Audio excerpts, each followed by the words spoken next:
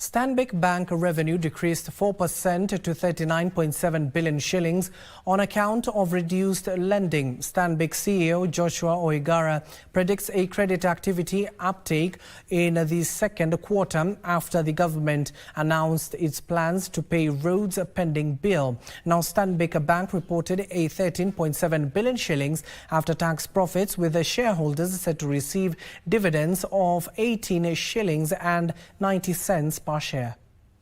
Increased cost of funding saw regional lender Stanbic Bank revenue dip by 4% to 39.7 billion shillings. This saw the lender's loan book decrease by 11.59% to close at 230.32 billion shillings.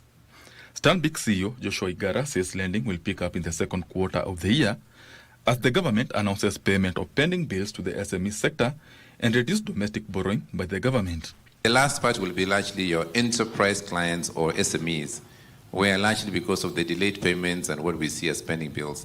And you see a lot of actions, particularly from road authorities, to deal with some of those gaps which have happened.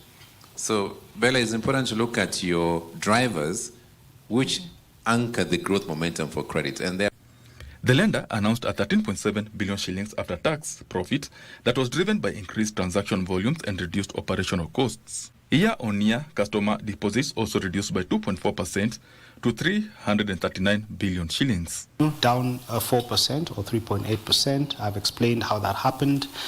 Net interest margins, despite all the protections we did to our customers, managed to bring it to about 29 basis points, a reduction from 5.97 to 5.68. The lender has warned that the recent suspension of USAID operations by the US government will affect its subsidiaries' operations in the neighboring countries. But obviously, if we think about Uganda and other countries, the conversation to South Sudan is materially complex. It's $1 billion for South Sudan. Everything runs on the UN support. 80% is for the US government. Stanbic Bank has announced a dividend payout of 20 shillings and 74 cents per share. Benson Rioba reporting for Lunchtime News.